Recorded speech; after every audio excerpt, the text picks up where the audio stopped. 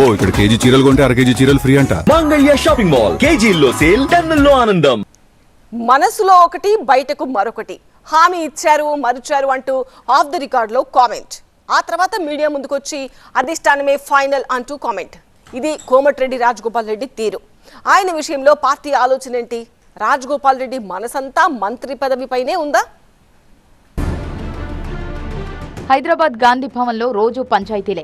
అసంతృప్త నేతలను బుజ్జగించడం, విభేదాలతో ఫైటింగ్ చేస్తున్న నాయకుల గురించి చర్చించడం డైలీ సీరియల్లా మారింది. ఈ క్రమంలో కోమటిరెడ్డి రాజగోపాల్ రెడ్డితోనూ మాట్లాడారు ఆ పార్టీ నేత జగ్గారెడ్డి. ఆ మీటింగ్ తర్వాత కోమటిరెడ్డి రాజగోపాల్ రెడ్డి చేసిన వ్యాఖ్యలు హాట్ టాపిక్ గా మారాయి.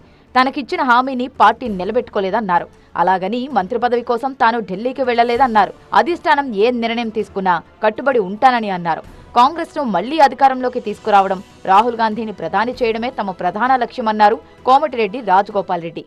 సమీకరణల వల్ల గతంలో నాకు అసెంబ్లీలో ఎన్నికల సందర్భంగా ఇచ్చిన ప్రామిస్ కానీ, పార్లమెంట్ ఎన్నికలు ఇచ్చిన సందర్భంగా కానీ హామీని సరైన సమయంలో నెరవేర్చలేకపోయింది.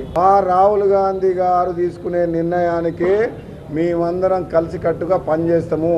మాకు ఒకటే లక్ష్యము, మా కాంగ్రెస్ పార్టీని మళ్ళీ అధికారం తీసుకురావాలి, రాహుల్ గాంధీ గారిని ప్రధానమంత్రి చేయడమే లక్ష్యంగా పనిచేస్తాము. ఆ క్రమంలో కాంగ్రెస్ పార్టీ నాయకులకు, కార్యకర్తలకు ఎవరికైనా అన్యాయం జరిగితే పార్టీలో చర్చించి అధిష్టానం దృష్టికి తీసుకుపోయి ఎక్కడైనా సరే పార్టీకి నష్టం జరగకుండా కాపాడుకునే బాధ్యత మా అందరి నాయకుల మీద ఉన్నది. ఏఐసీసీ ఇచ్చిన మాట ప్రకారం రాజగోపాల్ రెడ్డికి మంత్రి పదవి ఇస్తే బాగుండదనే అభిప్రాయాన్ని వ్యక్తం చేశారు జగ్గారెడ్డి. పార్టీ కోసం రాజగోపాల్ రెడ్డి ఎంతో చేశారనే విషయాన్ని కూడా గుర్తు చేశారు. ఇద్దరిది ఎట్లుంటుందంటే కష్టం వచ్చినా, బాధ వచ్చినా, జేబులున్నా లేకున్నా కింద మీద చేస్తుంటాం కదా, అలవాటు కదా అంతా. ఇప్పుడు అట్లనే తెలంగాణ మూమెంట్లో రాష్ట్ర విభజన అయినాక చాలామందికి ఎమ్మెల్యేలకు, ఎంపీలకు అప్పుడు కొత్తగా స్టేట్ డివైడ్ అయిన తర్వాత రాజగోపాల్ రెడ్డి చాలామందికి క్యాండిడేట్లకు కూడా సహకారం చేసిండు. అంతకుముందు చిట్చాట్లో తన అసహనాన్ని వ్యక్తపరిచారు కోమటిరెడ్డి రాజగోపాల్ రెడ్డి. పదవులు అడుక్కోవడం తెలీదు, కొట్లాడటమే తెలుసు అని అంటున్నారాయన. తాను రాజీనామా చేసి ఉప ఎన్నికకు పోతే తన నియోజకవర్గానికి 100 మంది ఎమ్మెల్యేలు వచ్చారని అన్నారు. తనది, తన అన్న కోమటిరెడ్డి వెంకటరెడ్డి ఒకటే కుటుంబం కాదని అన్నారు. ఇద్దరి కుటుంబాలు వేరువేరని అన్నారు. మంత్రి పదవి విషయంలో కోమటిరెడ్డి వెంకటరెడ్డితో తనకు లింకు పెట్టొద్దని కూడా అన్నారు.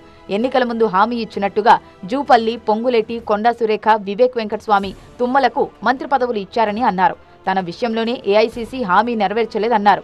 అసలైన కాంగ్రెస్ కార్యకర్తలను పక్కన పెట్టి ఇతర పార్టీల నుంచి వచ్చిన వారికి ప్రాధాన్యం ఇవ్వడం సరైంది కాదని అన్నారు.